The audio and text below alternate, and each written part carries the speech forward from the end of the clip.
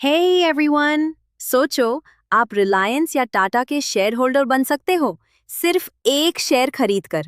हाँ, stock market से shares खरीदकर आप कंपनी के मालिक बन जाते हो, चाहे छोटा हिस्सा ही क्यों ना हो।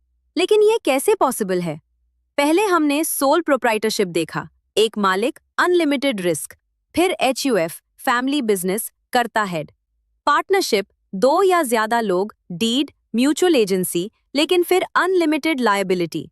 कोऑपरेटिव सोसाइटी, मिलकर सेवा, लिमिटेड लायबिलिटी पर कैपिटल की कमी। अब आज हम पढ़ेंगे बिजनेस का सबसे पावरफुल फॉर्म, कंपनी, जिसमें अनलिमिटेड ओनर्स हो सकते हैं, शेयर से बड़ा कैपिटल आता है, लायबिलिटी लिमिटेड है, कंपनी की अपनी अलग आइडेंटिटी है और वो कभी मारती नहीं, perpetual life. Apple, Google, Amazon सब कंपनीज है। आज हम कंपनी का मीनिंग, कंपनीज एक्ट 2013 की definition, features, types, private public OPC, merits और लिमिटेशंस सब समझेंगे। तो रेडी हो जाओ, डोली एआई के साथ कंपनी की दुनिया में कदम रखते हैं। तो दोस्तों, अब हम डायरेक्टली आज के टॉपिक में जाते हैं। कंपनी नाम सुन के आपके दिमाग में क्या आता है? एक बड़ी बिल्डिंग, बहुत सारे एम्प्लॉयज, एक बड़ा सा बोर्ड रूम जहां सूट बूट पहने लोग मीटिंग कर रहे हैं। हाँ, ये सब कंपनी का हिस्सा है। लेकिन कंपनी सिर्फ ये नहीं है। कंपनी एक्चुअली एक लीगल कॉन्सेप्ट है, एक आर्टिफिशियल क्रिएशन है, एक ऐसी चीज है जो रियल इंसान नहीं है, लेकिन लॉ की नजर में एक इंसान की तरह ट्रीट की जाती है। सोचो, एक ऐसी चीज जो इंसान नहीं है, लेकिन प्रॉपर्टी खरीद सकती है, कॉन्ट्रैक्ट साइन कर सकती है, सू कर सकती है, सू की जा सकती है, अपना बैंक अकाउंट रख सकती है, अपना पैन कार्ड रख सकती है, अपनी टैक्स फाइल कर सकती है। ये है कंपनी का मैजिक। कंपनी को लॉ एक आर्टिफिशियल लीगल पर्सन मानता है। जैसे आप रियल पर्सन हैं, आपके पास राइट्स हैं, आपके पास ड्यूटीज हैं, आप प्रॉपर्टी खरीद सकते हैं, आप कॉन्ट्रैक्ट कर सकते हैं। वैसे ही कंपनी भी लॉ की नज़र में एक पर्सन है, लेकिन आर्टिफिशियल पर्सन जो लॉ द्वारा क्रिएट की गई है। अब ऑफिशियल डेफिनेशन की बात करें। इंडियन कंपनीज एक्ट 2013 के according, a company is an artificial legal person created by law, having a separate legal entity, perpetual succession, a common seal and limited liability. इस डेफिनेशन में कुछ कीवर्ड्स हैं जो मुझे अलग से एक्सप्लेन करने हैं, क्योंकि अगर कीवर्ड समझ गए तो डेफिनेशन अपने आप याद हो जाएगी और एग्जाम में लिखने में भी आसानी होगी। पहला keyword, artificial legal person. Company एक आर्टिफिशियल पर्सन है, मतलब ये नेचुरल इंसान नहीं है, लेकिन लॉ इसे एक पर्सन की तरह मानता है। इसके अपने राइट्स हैं, अपनी ड्यूटीज हैं, ये प्रॉपर्टी खरीद सकती है, बेच सकती है, कॉन्ट्रैक्ट कर सकती है, कोर्ट में केस फाइल कर सकती, लाफ भी केस फाइल किया जा सकता है। लेकिन ये इंसान नहीं है, इसलिए इसे आर्टिफिशियल कहते हैं। दूसरा keyword, created by law. Company अपने आप नहीं बन जाती, इसे लॉ के थ्रू क्रिएट किया जाता है। इंडिया में कंपनी बनाने के लिए कंपनीज एक्ट 2013 के अंदर रजिस्ट्रेशन करनी पड़ती है। रजिस्ट्रार ऑफ कंपनीज ROC के पास डॉक्यूमेंट्स फाइल करने पड़ते हैं, जैसे memorandum of association MOA, articles of association AOA, और फिर ROC रजिस्ट्रेशन सर्टिफिकेट इशू करता है और कंपनी क्रिएट हो जाती है। इस प्रोसेस को इनकॉर्पोरेशन कहते हैं।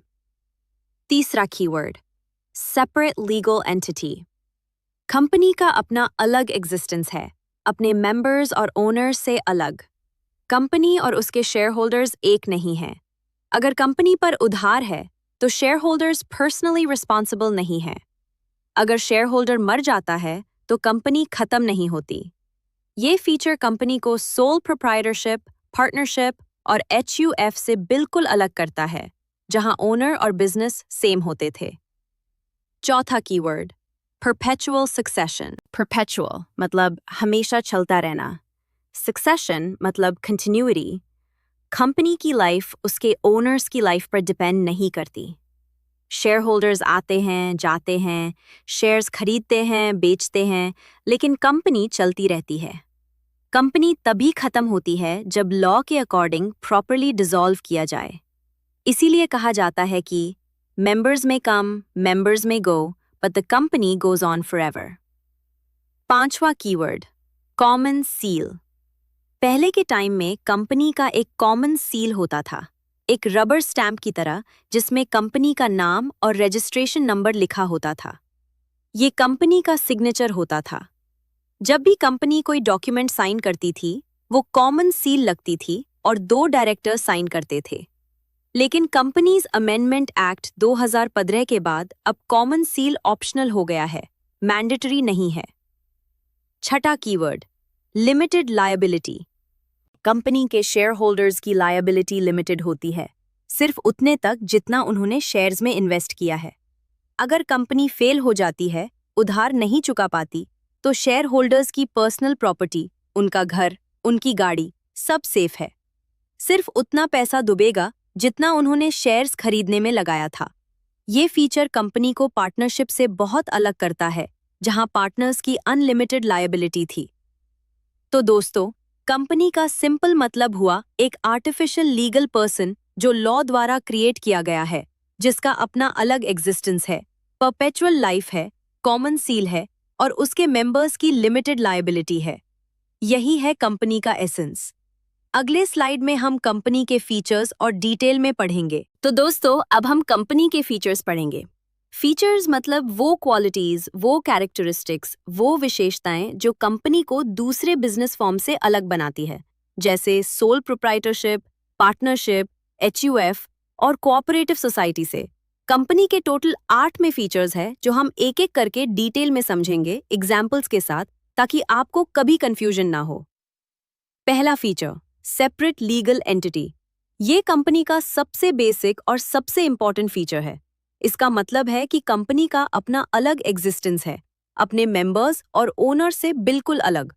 कंपनी खुद एक लीगल पर्सन है, आर्टिफिशियल पर्सन है, जो प्रॉपर्टी खरीद सकती है, बेच सकती है, कॉन्ट्रैक्ट कर सकती है, सू कर सकती है, सू की जा सकती है। अगर आप किसी कंपनी के शेयर होल्डर हैं, तो आप कंपनी नहीं है, आप सिर्फ उसके एक हिस्से के मालिक हैं। कंपनी अपने आप में एक अलग एंटिटी है।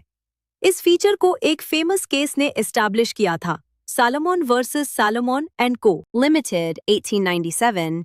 इस केस में सालोमन नाम के एक बिजनेसमैन ने अपनी सोल प्रोप्राइटरशिप बिजनेस को कंपनी में कन्वर्ट किया। खुद 20,000 शेयर्स लिए और अपनी फैमिली के 6 मेंबर्स को एक एक शेयर दिया। बाद में कंपनी फेल हो गई, उधार नहीं चुका पाई। क्रेडिटर्स ने कहा कि सालोमन पर्सनली रिस्पॉन्सिबल है, क्योंकि कंपनी तो सिर्फ एक नाम की थी, एक्चुअली बिजनेस तो उसका ही था। लेकिन कोर्ट ने कहा कि कंपनी एक अलग लीगल एंटिटी है, सालोमन पर्सनली रिस्पॉन्सिबल नहीं है। तब से ये प्रिंसिपल एस्टैब्लिश हो गया कि कंपनी और उसके शेयर होल्डर्स अलग होते हैं। दूसरा फीचर, लिमिटेड लायबिलिटी। ये फीचर कंपनी को पार्टनरशिप से सबसे ज्यादा अलग करता है। कंपनी के शेयर होल्डर्स की लायबिलिटी लिमिटेड होती है, सिर्फ उतने तक जितना उन्होंने शेयर्स में इन्वेस्ट किया है। अगर कंपनी फेल हो जाती है, उधार नहीं चुका पाती, शेयर होल्डर्स की पर्सनल प्रॉपर्टी, उनका घर, उनकी गाड़ी, उनकी जमीन, सब सेफ है। सिर्फ उतना पैसा डूबेगा जितना उन्होंने शेयर्स खरीदने में लगाया था। यही वजह है कि बहुत लोग कंपनी में इन्वेस्ट करते हैं, क्योंकि उनका रिस्क लिमिटेड होता है।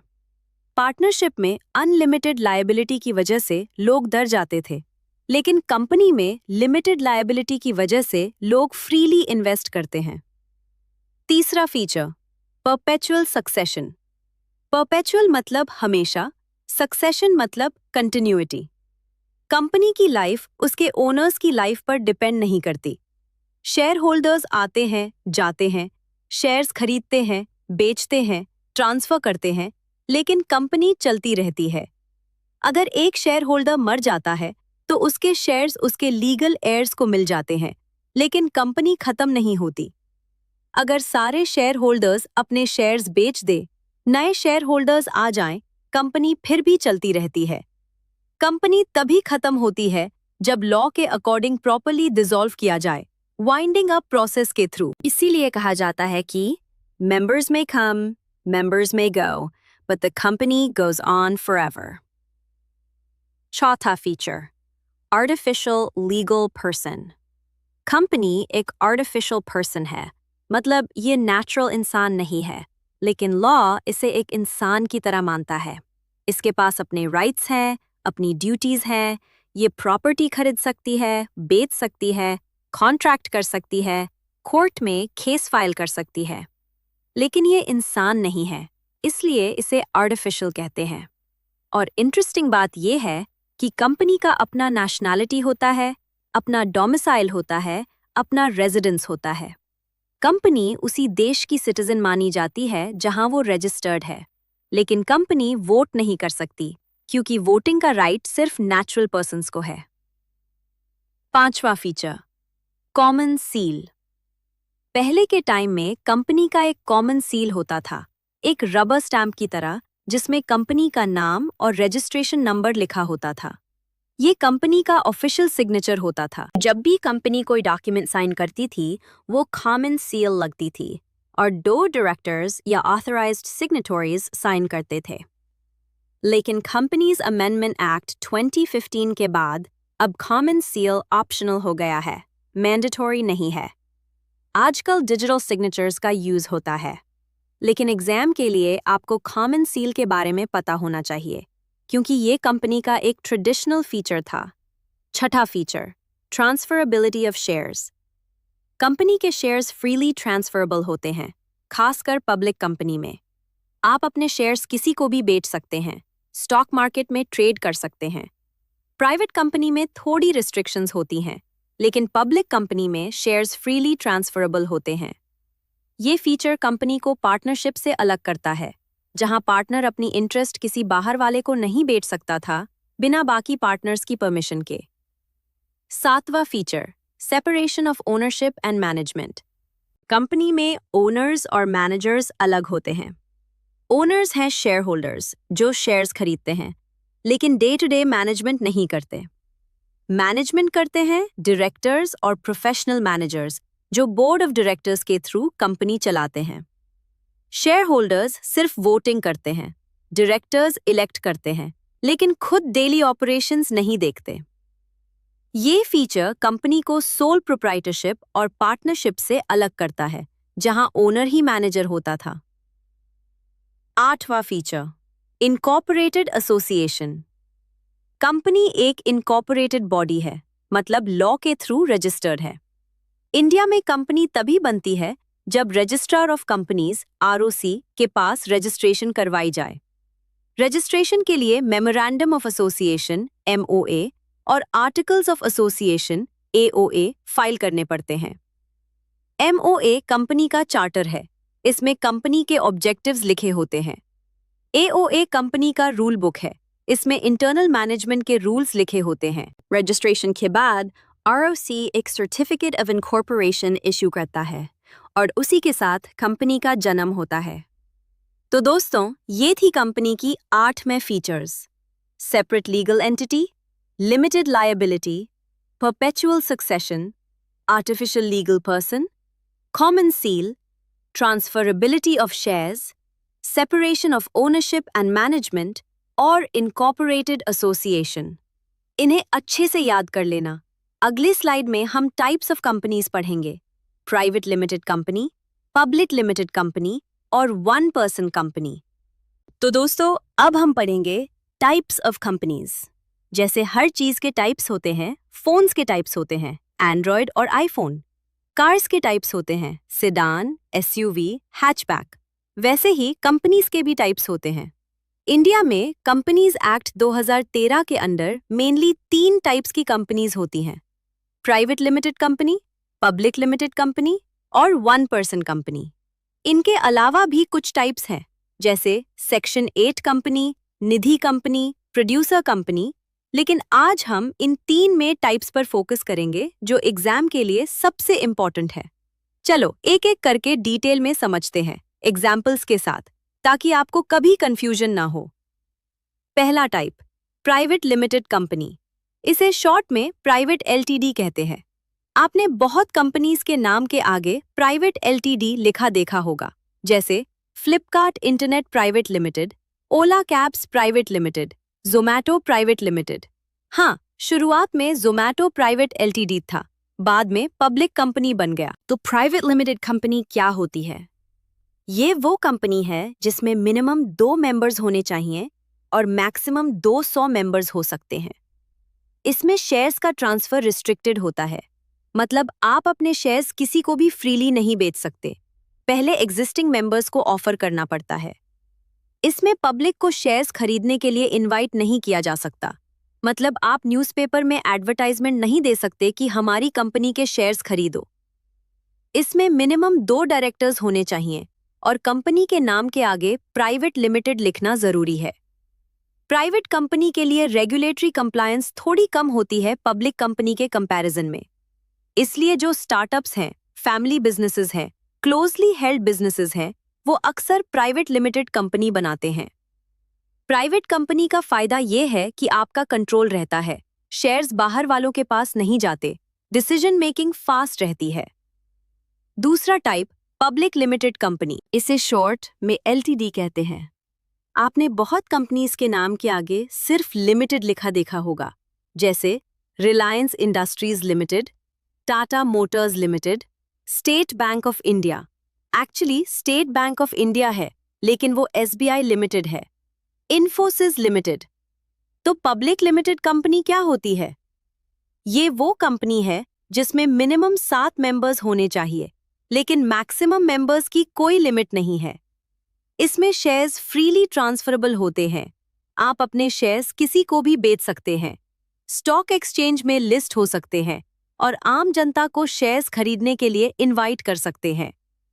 इसमें मिनिमम 3 डायरेक्टर्स होने चाहिए। पब्लिक कंपनी के लिए रेगुलेटरी कंप्लायंस बहुत ज्यादा होती है, जैसे सेबी के रूल्स फॉलो करने पड़ते हैं अगर लिस्टेड है, क्वार्टरली रिजल्ट्स पब्लिश करने पड़ते हैं, एनुअल रिपोर्ट पब्लिक करनी पड़ती है, बोर्ड मीटिंग्स रेगुलरली करनी पड़ती है, शेयर होल्डर्स मीटिंग्स करनी पड़ती है। लेकिन फायदा यह है कि आप पब्लिक से पैसा जुटा सकते हैं, आईपीओ ला सकते हैं, शेयर्स बेचकर कैपिटल रेज कर सकते हैं। इसलिए जो बड़ी कंपनीज हैं जो एक्सपैंड करना चाहती हैं, उन्हें दुनिया भर से पैसा चाहिए, वो पब्लिक लिमिटेड कंपनी बनाती हैं। पब्लिक कंपनी का एक डिसएडवांटेज ये है कि कंट्रोल डाइल्यूटेड हो सकता है, क्योंकि शेयर्स पब्लिक के पास है, कोई बड़ा इन्वेस्टर आकर टेक ओवर बिड दे सकता है। लेकिन ओवरऑल अगर आपको बड़ी कंपनी बनानी है तो पब्लिक कंपनी ही अल्टीमेट फॉर्म है। तीसरा type, one person company, OPC. ये कंपनीज एक्ट 2013 का एक नया कॉन्सेप्ट है जो पहले इंडिया में अवेलेबल नहीं था। इसका मतलब है एक ऐसी कंपनी जिसमें सिर्फ एक ही मेंबर हो सकता है, सिर्फ एक ही शेयर होल्डर।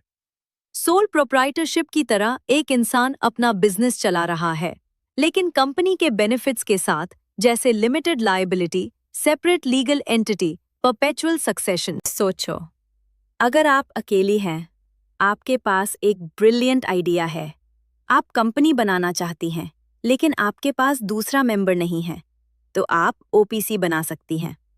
ओपीसी में सिर्फ एक मेंबर, एक डायरेक्टर, वही मेंबर डायरेक्टर बन सकता है।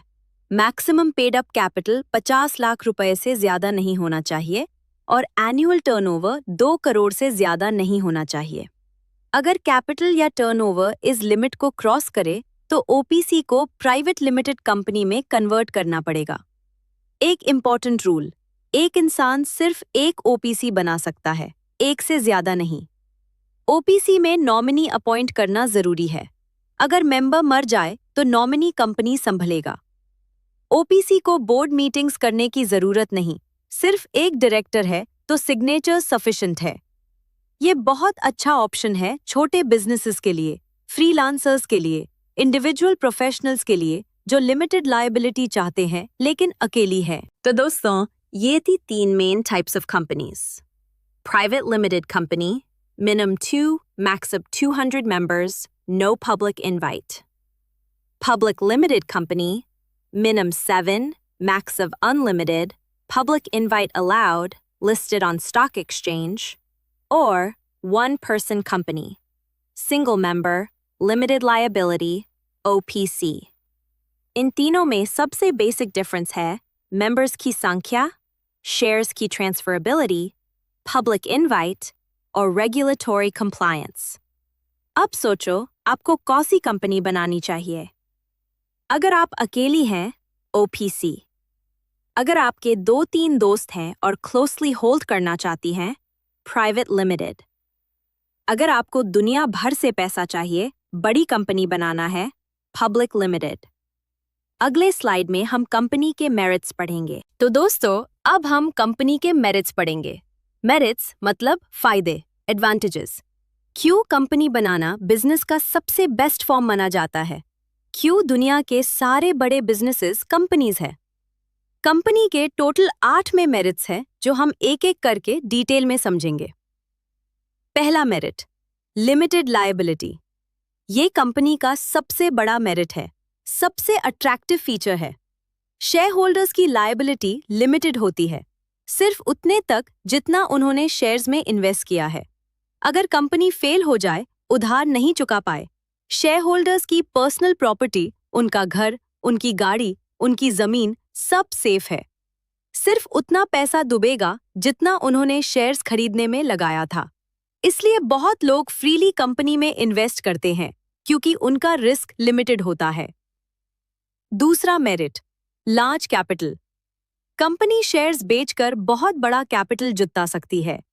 पब्लिक लिमिटेड कंपनी आईपीओ ले सकती है, स्टॉक मार्केट में लिस्ट हो सकती है, दुनिया भर के इन्वेस्टर से पैसा ले सकती है। प्राइवेट कंपनी भी प्राइवेट प्लेसमेंट के थ्रू इन्वेस्टर से पैसा ले सकती है। Venture capital, angel investment. Partnership में मैक्सिमम 50 लोग थे, लेकिन कंपनी में हजारों लाखों शेयर होल्डर्स हो सकते हैं। जितने ज्यादा शेयर होल्डर्स उतना ज्यादा कैपिटल। तीसरा मेरिट, परपेचुअल सक्सेशन। कंपनी की लाइफ शेयर होल्डर्स की लाइफ पर डिपेंड नहीं करती। शेयर होल्डर्स आते हैं, जाते हैं, शेयर्स खरीदते हैं, बेचते हैं, लेकिन कंपनी चलती रहती है। कंपनी तभी खत्म होती है जब लॉ के अकॉर्डिंग प्रॉपर्ली डिसॉल्व किया जाए। इससे बिजनेस को स्टेबिलिटी मिलती है, कस्टमर्स को ट्रस्ट रहता है, एम्प्लॉइज को जॉब सिक्योरिटी फील होती है। चौथा merit, transferability of shares. Company के शेयर्स इजीली ट्रांसफरेबल होते हैं। आप अपने शेयर्स किसी को भी बेच सकते हैं, गिफ्ट कर सकते हैं, ट्रांसफर कर सकते हैं। पब्लिक कंपनी में तो शेयर्स स्टॉक एक्सचेंज में फ्रीली ट्रेड होते हैं, कुछ सेकंड्स में खरीद सकते हैं, बेच सकते हैं। इससे इन्वेस्टर्स को लिक्विडिटी मिलती है, अगर पैसा चाहिए तो शेयर्स बेचकर निकाल सकते हैं। पांचवा मेरिट, प्रोफेशनल मैनेजमेंट। कंपनी में ओनर्स और मैनेजर्स अलग होते हैं। शेयर होल्डर्स कंपनी के मालिक हैं, लेकिन day to day management professional directors और मैनेजर्स देखते हैं। Company board of directors appoint करती है, हाईली क्वालिफाइड प्रोफेशनल्स को हायर कर सकती है, उन्हें अच्छी सैलरी दे सकती है, परफॉर्मेंस बोनस दे सकती है। इससे मैनेजमेंट एफिशिएंसी बढ़ती है, क्वालिटी डिसीजंस होते हैं। छठा मेरिट, टैक्स बेनिफिट्स। कंपनी को कुछ टैक्स बेनिफिट्स भी मिलते हैं। कंपनी का इनकम टैक्स रेट इंडिविजुअल से अलग होता है, कुछ एग्जेम्पशंस मिलती हैं, डिडक्शंस मिलती हैं, लेकिन ये बहुत टेक्निकल एरिया है जो सीए देखते हैं। आपके लिए इतना जानना काफी है कि कंपनी फॉर्म में टैक्स प्लानिंग बेटर हो सकती है। सातवां मेरिट, पब्लिक कॉन्फिडेंस। कंपनी के पास ज्यादा ट्रांसपेरेंसी होती है, सब कुछ पब्लिक में आता है, एनुअल रिपोर्ट्स पब्लिश होती है, ऑडिटर्स ऑडिट करते हैं, सेबी रेगुलेट करती है। इससे पब्लिक का ट्रस्ट बढ़ता है, कस्टमर्स भरोसा करते हैं, सप्लायर्स क्रेडिट देते हैं, बैंक्स लोन देती है। आठवां merit, scope for expansion. Company के पास limited liability, large capital, professional management, perpetual succession सब कुछ होता है जो एक्सपेंशन के लिए चाहिए। Company easily new products launch कर सकती है, नए मार्केट्स में एंटर कर सकती है, दूसरी कंपनीज को अक्वायर कर सकती है, ग्लोबली एक्सपैंड कर सकती है। पार्टनरशिप या सोल प्रोप्राइटरशिप में इतना एक्सपेंशन पॉसिबल नहीं था। तो दोस्तों, ये थे कंपनी के 8 main merits: limited liability, large capital, perpetual succession, transferability of shares, professional management, tax benefits, public confidence, और scope for expansion। इन्हीं मेरिट्स की वजह से कंपनी बिजनेस का सबसे पॉपुलर फॉर्म है। तो दोस्तों, आज की क्लास कंप्लीट होने वाली है। चलो एक छोटा सा क्विक माइंड गेम खेलते हैं। मैं बोलती हूँ एक टर्म, अब तुरंत अपने दिमाग में समझो कि वो क्या है। Separate legal entity? हाँ, कंपनी का अपना अलग एग्जिस्टेंस है, शेयर होल्डर से अलग। Perpetual succession? हाँ, कंपनी कभी मारती नहीं, शेयर होल्डर्स आते जाते रहते हैं। Limited liability? हाँ, शेयर होल्डर्स की पर्सनल प्रॉपर्टी सेफ है, सिर्फ शेयर्स का पैसा डूबेगा। Private limited company? हाँ, मैक्स 200 मेंबर्स, शेयर्स का पब्लिक इनवाइट नहीं। Public limited company? हाँ, अनलिमिटेड मेंबर्स, स्टॉक एक्सचेंज में लिस्टेड, आईपीओ ला सकती है। One person company? हाँ, अकेला मेंबर, लिमिटेड लायबिलिटी, ओपीसी। देखा, आपको सब याद है। आज हमने कंपनी के बारे में डिटेल में सीखा। हमने जाना कि कंपनी एक आर्टिफिशियल लीगल पर्सन है जो लॉ द्वारा क्रिएट किया गया है। इंडियन कंपनीज एक्ट 2013 के अकॉर्डिंग कंपनी का अपना सेपरेट लीगल एंटिटी होता है, परपेचुअल सक्सेशन होती है, कॉमन सील होती थी और लिमिटेड लायबिलिटी होती है। हमने फीचर्स पढ़े, 8 main features: separate legal entity, limited liability, perpetual succession, artificial legal person, common seal, transferability of shares, separation of ownership and management, incorporated association. Solomon versus Solomon case के बारे में भी जाना, जिसने एस्टैब्लिश किया कि कंपनी और शेयर होल्डर्स अलग होते हैं। फिर हमने टाइप्स ऑफ कंपनीज पढ़े, 3 main types: private limited company, जिसमें minimum maximum 200 members, shares freely transferable नहीं, पब्लिक इनवाइट नहीं कर सकते, स्टार्टअप्स और फैमिली बिजनेसेस के लिए बेस्ट। पब्लिक लिमिटेड कंपनी, जिसमें minimum 7, maximum unlimited members, shares freely transferable, stock exchange में लिस्टेड हो सकती है, आईपीओ ला सकती है, बड़ी कंपनीज के लिए बेस्ट। वन पर्सन कंपनी, जिसमें सिर्फ एक member, limited liability, sole proprietorship के बेनिफिट्स कंपनी के साथ अकेली एंटरप्रेन्योर्स के लिए बेस्ट। फिर हमने कंपनी के मेरिट्स पढ़े, 8 merits: limited liability, large capital, perpetual succession, transferability of shares, professional management, tax benefits, public confidence, scope for expansion. इन्हीं मेरिट्स की वजह से दुनिया के सारे बड़े बिजनेसेस आज कंपनीज है। अब एग्जाम के लिए 3 क्वेश्चंस बहुत इंपॉर्टेंट है, इन्हें अच्छे से प्रिपेयर कर लेना। पहला question, define company and explain it's essential features. ये 5-6 मार्क्स का क्वेश्चन है। डेफिनेशन लिखो कंपनीज एक्ट 2013 के अकॉर्डिंग, फिर 8 फीचर्स लिखो एक लाइन की एक्सप्लेनेशन के साथ। दूसरा question, Explain the different types of companies under Companies Act 2013. ये 4 the 5 marks का क्वेश्चन है। प्राइवेट, पब्लिक और ओपीसी के नाम लिखो। हर टाइप की 3-4 फीचर्स लिखो। Minimum maximum members, share transfer, public invite के बेसिस पर डिफरेंस करो। तीसरा question, What are the merits of a company form of organization? ये 4 the 5 marks का क्वेश्चन है। 5 to 6 मेरिट्स लिखो, हर मेरिट की एक लाइन एक्सप्लेनेशन के साथ। अगली क्लास में हम कंपनी की लिमिटेशंस पढ़ेंगे और कंपनी के टाइप्स को और डिटेल में एक्सप्लोर करेंगे। लिमिटेशंस जैसे complex formation, excessive government regulations, lack of secrecy, delay in decision making, oligarchic management, high cost of operation. फिर प्राइवेट लिमिटेड और पब्लिक लिमिटेड का डिटेल्ड कंपैरिजन करेंगे। बहुत इंटरेस्टिंग क्लास होने वाली है, मिस मत करना। मैं हूं आपकी digital bestie Dolly AI, milestone the learning hub of India से। आज जो पढ़ा उसकी नोट्स जरूर बनाओ। मिलते हैं अगली क्लास में। बाय।